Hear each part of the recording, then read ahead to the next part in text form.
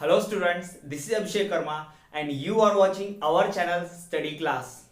Students, क्या आप जानते हैं कि नरेगा क्या है? क्या आपको पता है कि जॉब कार्ड क्या होता है?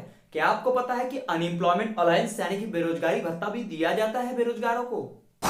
सो स्टूडेंट्स, मैं हूं अभिषेक वर्मा और आप देख रहे हैं यूट्यूब पे एमपी बोर्ड का सबसे बेस्ट चैनल स्टडी क्लास, जहां आज मैं आपके लिए लेकर आया हूं एसएससी का chapter number 16 rural development and employment guarantee scheme. जी हां, आज हम यहां पर NREGA, MNREGA, job card, unemployment allowance, इन सब की बात हम करने वाले हैं। जी हां, नरेगा, मनरेगा जो बोर्ड एग्जाम में बार बार पूछा जाता है, जॉब कार्ड जिसके बारे में अक्सर पूछा जाता है, 3 मार्क्स के लिए क्वेश्चन यहां से कंपलसरी आता ही है, उसके बारे में हम बात करने जा रहे हैं। तो आज का वीडियो बहुत ज्यादा अमेजिंग, इंटरेस्टिंग और पॉलिटिकल नॉलेज से पूरा भरपूर रहने वाला है और आपको सरकार की कुछ योजनाओं के बारे में पता चलेगा जिससे आप अपने गांव में ही ग्राम पंचायत में जॉब पा सकते हैं। तो चलिए स्टूडेंट, शुरू करते हैं।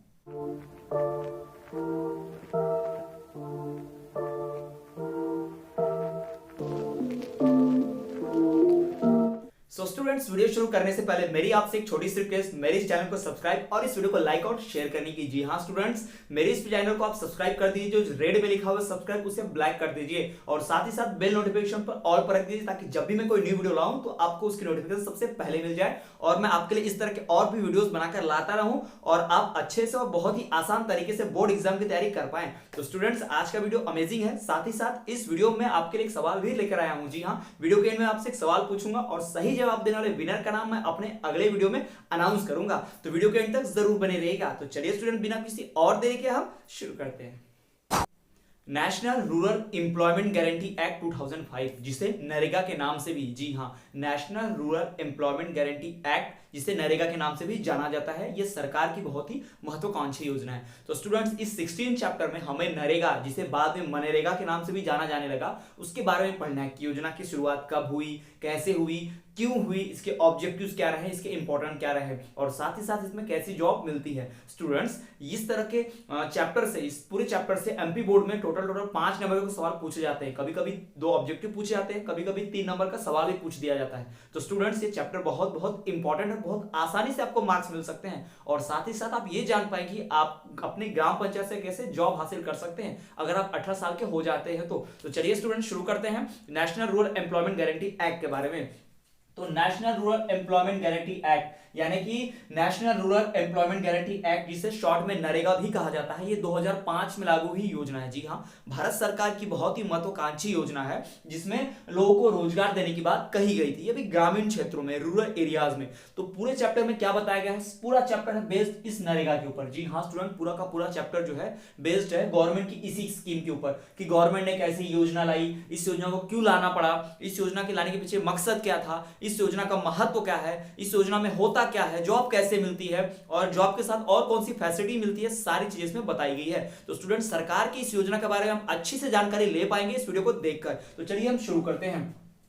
नरेगा, जिसे national rural employment guarantee act भी कहते हैं, ये 2005 में लाई गई थी। पहली बात ध्यान रखिएगा, ऑब्जेक्टिव बहुत आते हैं इस चैप्टर से, कभी भी कुछ भी ऑब्जेक्टिव पूछा जा सकता है। तो यहां पर आप जितना हम बोर्ड पे लिखे ना, ये पूरा ऑब्जेक्टिव और 2 मार्क्स के क्वेश्चन बहुत जबरदस्त यहां पर बनते हैं। पूरे सवाल बहुत सही है, यहां पर फटाफट देख लीजिएगा, फटाफट जो भी बात आ रहे हैं पॉइंट्स में उसको याद रखिए, वो कहीं भी ऑब्जेक्टिव में पूछ देता है आपके बोर्ड एग्जाम में। तो देखिए, national rural employment guarantee act 2005, अब ये मैचिंग में पूछ सकता है कि इसका फुल फॉर्म क्या है, या वन वर्ड में पूछ सकता है। ठीक है, अब कौन से ईयर में आया था? 2005 में। ये भी आपको ध्यान रखना है कि जो नरेगा वाली योजना है, national rural employment guarantee act, वो कब आई थी? 2005 में। याद रखिएगा, नरेगा आया 2005 में, बाद में उसको चेंज किया गया। इसको चेंज करके बाद में क्या बनाया गया? मनरेगा बनाया गया। जी हाँ, एम लगा दिया सामने, मतलब एम मतलब यहाँ पे महात्मा गांधी है, यानी कि Mahatma Gandhi national rural employment guarantee act 2005।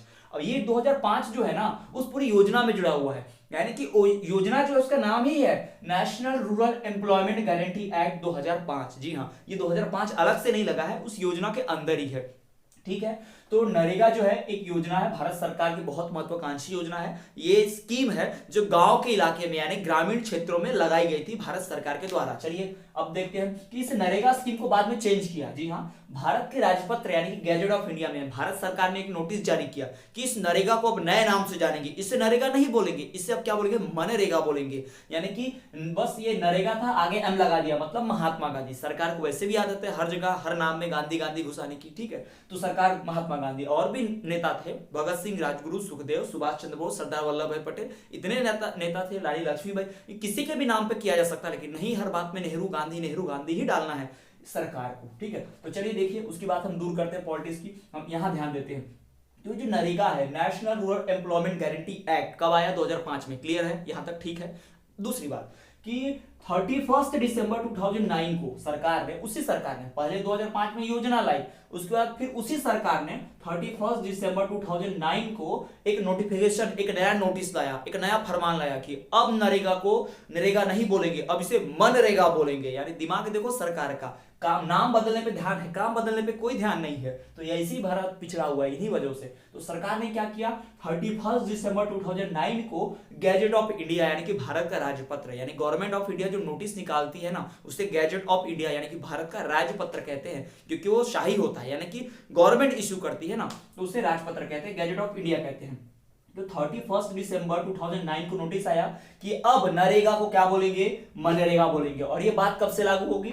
2 अक्टूबर 2010, यानी कि गांधी जयंती, समझ सकते हैं। 2 अक्टूबर को सिर्फ गांधी जयंती नहीं होता है, हमारे भारत के, आजाद भारत के दूसरे प्रधानमंत्री लाल बहादुर शास्त्री जी, जिन्होंने पाकिस्तान को युद्ध में हराया, हमें जिताया, उनकी भी जन्मदिन होता है, उनका भी जयंती होता है। लेकिन हमें कभी ये नहीं सिखाया जाता, कभी हमें उनके बारे में नहीं बताया जाता। इस सरकार की जो हिपोक्रेसी है, यानी कि दोगलापन है, कि एक ही फैमिली को बार बार बढ़ाना, गांधी गांधी, और दूसरे नेताओं को भुला देना उनके योगदान को, ये सरकार की बुरी मंशा रही है। चलिए उसको छोड़ते हैं, ध्यान दीजिए। पहले नाम था नरेगा, 2005 में लागू हुआ था। फिर उसके बाद सरकार ने 31 दिसंबर 2009 को चेंज कर दिया, नोटिस लगाया। नोटिस इस दिन आया है, इस दिन से नाम नहीं ना बदला, इस दिन नोटिस आया कि अब नाम बदलेगा। और नाम किस दिन से बदला? 2 अक्टूबर 2010 से। अब गांधी जी का नाम है तो आप समझ सकते हैं, गांधी जी मतलब 2 अक्टूबर, ठीक है। तो महात्मा गांधी के नाम पे इस योजना को बदल दिया गया, और इसका नाम क्या रख दिया? Mahatma Gandhi national rural employment guarantee act. वाह, क्या योजना बदली गई है ना, काम कुछ नहीं बदला, बस नाम जोड़ दिया, यही सरकार का तो काम है। ठीक है, तो आपको 3 डेट यहां पर याद रखनी है। कौन सी? 3 ऑब्जेक्टिव यहाँ पे एकदम खड़े खड़े आपको दिखाई दे रहे हैं, 3 ऑब्जेक्टिव, 4 ऑब्जेक्टिव समझिए, 3 नहीं 4 ऑब्जेक्टिव। देखिए इधर ध्यान दीजिए, 4 objective. National rural employment guarantee act कब बना था? 2005 में, पहला ऑब्जेक्टिव। दूसरा, नरेगा का फुल फॉर्म क्या है? National rural employment guarantee act, 2 objective. तीसरा कि इस नरेगा का नाम चेंज करने का नोटिफिकेशन कब आया, कब डिसाइड किया सरकार ने? तो 31 दिसंबर 2009 को गैजेट ऑफ इंडिया में पब्लिश किया कि अब नरेगा को नरेगा नहीं बोलेंगे, है ना। 3 ऑब्जेक्टिव। चौथा ऑब्जेक्टिव कि इसको नरेगा नहीं बोलेंगे तो इसको क्या बोलेंगे? मनरेगा बोलेंगे। कब से बोलेंगे? तो इसको बोलेंगे 2 अक्टूबर 2010 से, इसको क्या बोलेंगे? मनरेगा बोलेंगे। 2 अक्टूबर से इसको मनरेगा बोलेंगे। ये कब लागू हुआ था? ये 31 दिसंबर को नोटिस आया था। और ये ओरिजिनल वाली योजना कब आई थी? 2005 में। पहले 2005, फिर 31 दिसंबर 2009, फिर उसके बाद 2 अक्टूबर 2010, यानी कि 4 ऑब्जेक्टिव। और 5वां ऑब्जेक्टिव ये पूछा जा सकता है। 5वां देखिए क्या बनता है कि मनरेगा क्या है। पहले हमने नरेगा बताया, national rural employment guarantee act 2005। अब मनरेगा क्या है? तो Mahatma Gandhi national rural employment guarantee act 2005। सरकार होशियार है, नाम बदल सकती है, तो हम स्टूडेंट्स, आप लोग भी तो होशियार है ना, आप भी नाम याद रख सकते हैं आसानी से। Mahatma Gandhi national rural employment guarantee act. और गांधी जी है तो गांधी जी कहां है? 2 अक्टूबर को है। फट से डेट याद रहेगा, बस ये वाला डेट आपको याद रखना है, ये तो नाम में ही है। तो यहां पर खड़े खड़े हमने 5 ऑब्जेक्टिव याद कर लिए। 5 ऑब्जेक्टिव आपके बोर्ड एग्जाम में बन गए। अगर 5 में से 1-2 भी आते हैं आपके, 2 नंबर 3 नंबर पक्के हैं भाई साहब। तो चलिए, ये हो गया हमारा क्या? मनरेगा, और ये हो गया हमारा नरेगा। ठीक है, चलिए अब हम बात करते हैं कि योजना को लाया तो गया, इसका नाम बदला गया, सरकार ने लाया, कब लाया, सब तो कथा कहानी हो गया।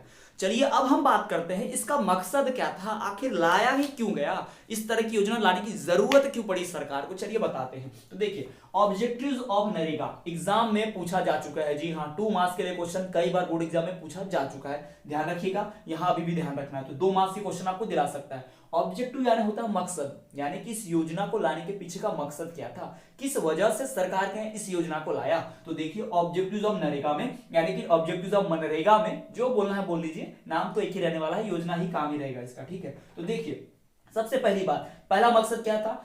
To provide at least 100 days employment, यानी कम से कम, एटलीस्ट मतलब कम से कम 100 डेज इंप्लॉयमेंट, और 100 दिन का रोजगार, कम से कम 100 दिन का रोजगार to adult member of each family, to adult member, adult का मतलब होता है वयस्क, यानी जो 18 के ऊपर है, 25 साल के आसपास का है, 21 के ऊपर है, 18 के ऊपर जो व्यक्ति है ना परिवार में, अगर उसके पास जॉब नहीं है, वो पढ़ा लिखा व्यक्ति नहीं है, उसके पास जॉब नहीं है और वो मतलब मजदूरी वाला काम भी करना चाहता है, तो उसके लिए जॉब है to provide at least 100 days job, साल में कम से कम 100 दिन का रोजगार परिवार के प्रत्येक व्यक्ति को जो वयस्क है यानी कि जो एडल्ट है, employment to adult member of each family, हर एक परिवार पे, ऐसा नहीं हर एक परिवार में, हर परिवार में जितने भी वयस्क होंगे ना उन सबको 100 डेज का मिलाकर जॉब, ठीक है। जैसे मेरे परिवार में 3 वयस्क लोग हैं तो 100 नहीं, 100 में से 3 पार्ट डिवाइड कर देंगे, है ना, 33 33 33 कुछ ऐसा होगा। जी हाँ, member of each family living in rural area से, गांव में, अर्बन में नहीं, गांव में, ये उसका ऑब्जेक्टिव शुरू होने वाला, बाद में इसके मकसद थोड़े बदले, पर अभी हम देख रहे हैं इसको कि जब शुरू हुआ था रूरल एरियाज में तब क्या ऑब्जेक्टिव है ना, living in rural areas who are willing to do unskilled labour. अब यहां पर काम देखिए, हु आर विलिंग, विलिंग मतलब इच्छा रखते हैं, टू डू काम करने की, अनस्किल्ड लेबर, अनस्किल्ड मतलब होता है जिनको कोई स्किल कोई गुण नहीं है, मतलब जो अनपढ़ है, पढ़ा लिखा नहीं है, बेरोजगार है, जिसको कोई काम धंधा नहीं आता है, जिसके पास कोई गुण नहीं है, तो उस व्यक्ति को, यानी कि सरकार जिन लोगों को पढ़ा लिखा नहीं पाई, सरकार जिन लोगों को जॉब नहीं दे पाई, वो नाकामी छुपाने के लिए सरकार ने ये योजना लाई थी कि जो भी अनपढ़ लोग हैं, जो भी बेरोजगार लोग हैं और वो वयस्क एडल्ट हो गए, यानी जितने भी युवा लोग होंगे बेरोजगार हैं, अगर वो बेरोजगार है, उनको कोई काम धंधा नहीं आता, पढ़े लिखे नहीं है, तो उन लोगों के लिए कम से कम साल में 100 दिन का रोजगार लाने की जरूरत पड़ी। अब आप सोचिए, दिमाग लगाइए, सरकार कैसा बेवकूफ बना रही है लोगों को। अगर जॉब दे पाती सरकार ने अच्छे से काम किया होता तो ये योजना लाने की जरूरत ही नहीं पड़ती, क्योंकि अनस्किल्ड लेबर बचते ही नहीं परिवार में, सबको जॉब मिलती है यंग लोग को, पर यंग लोग को जॉब ही नहीं मिल रही है, इसलिए बेरोजगार है। अब बेरोजगार है इसीलिए तो क्या लाना पड़ा हमें, सरकार को इस तरह की योजना लानी पड़ी, यानी सरकार को अपनी गलती छुपाने के लिए इस तरह की योजना लानी पड़ी। और एक बार इंसिडेंट आपको याद दिलाते हैं, बताते हैं कि एक बार पार्लियामेंट में ऐसे ही राहुल गांधी और उनके दूसरे लीडर्स बड़े तारीफ कर रहे थे, हमारी सरकार ने मनरेगा योजना लाई, मनरेगा योजना लाई। तो उसी पे जवाब में पलट के हमारे प्रधानमंत्री नरेंद्र मोदी जी ने बोल दिया कि हम तो बहुत तारीफ करते हैं आपकी, आपने मनरेगा बहुत बढ़िया बढ़िया, इसको भुला नहीं सकते, आपने ही लाया मनरेगा, लेकिन जरा बताइए कि लाया क्यों। तो गांधी जी बोल रहे हैं, नरेंद्र मोदी जी ने पलट के जवाब देते हुए कहा कि आपने नरेगा योजना इसलिए लाई कि आप लोगों को रोजगार नहीं दे पाए, इसलिए आपने बेरोजगारी छुपाने के लिए ये योजना लाई। तो राहुल गांधी जो है अपने आप में पप्पू बन गए, यानी उनकी बात के ऊपर ही पलट दिया गया। तो सरकार की गलती तो छुपाने के लिए लाई थी सरकार, उस गलती को सबके सामने ला दिया, ठीक है।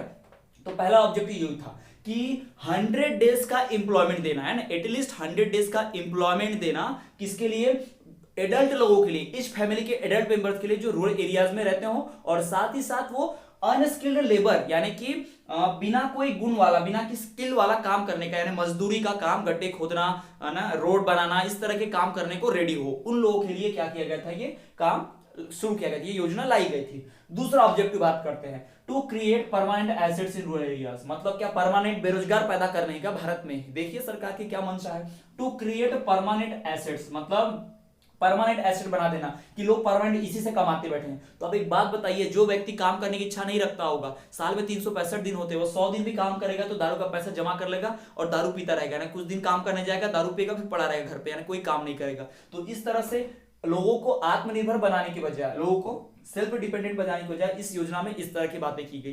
तो खैर हमें क्या, सरकारी गड़बड़, सरकारी निकम्मी। तो ये 2 ऑब्जेक्टिव सरकार के थे इस योजना के लाने के। पहला ऑब्जेक्टिव क्या था, सबसे पहला ऑब्जेक्टिव कि to provide at least 100 days employment to adult member of each family in rural areas who are willing to do unskilled labour, है ना, जो काम करने की इच्छा रखते हो, अनस्किल्ड वाली, बिना किसी इस काम मजदूरी करने की इच्छा रखते हो, ऐसा समझिए आप, अनस्किल्ड मतलब मजदूरी। दूसरा क्या कि to create permanent assets in rural areas, ग्रामीण क्षेत्र में परमानेंट एसेट यानी कमाने का साधन, यानी कि जिंदगी भर की बेरोजगारी थमा दी सरकार ने, क्रिएट करने की सोच लिया। तो ये है मनरेगा, ये है नरेगा, और इस तरह से हुआ है national rural employment guarantee act 2005 का उदय। तो ये है सरकार का काम धाम। चलिए एक बार फिर से रिवाइज करा देते हैं कि नरेगा का मतलब national rural employment guarantee act, जिसे बनाया गया 2005 में। फिर इस योजना का नाम बदलने के लिए नोटिस लाया, 31 दिसंबर 2009 को नोटिस लाया कि अगले गांधी जयंती यानी कि 2 अक्टूबर 2010 से इसका नाम नरेगा नहीं रहेगा, इसका नाम क्या रहेगा, मनरेगा रहेगा, यानी कि Mahatma Gandhi national rural employment guarantee act 2005।